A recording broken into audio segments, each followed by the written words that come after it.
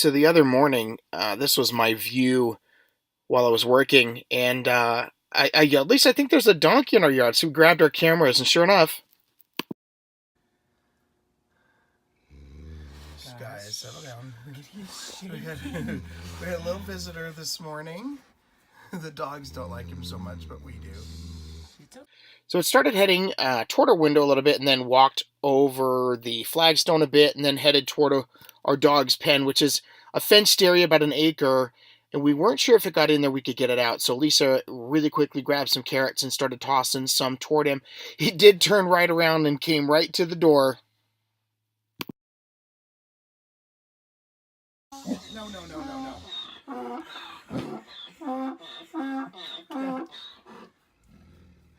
We found out later from our neighborhood Facebook page, these wild burros are regular visitors to the ranches, and carrots are definitely a favorite. We're certainly hoping to see him again because he's pretty adorable. Maybe a little closer next time.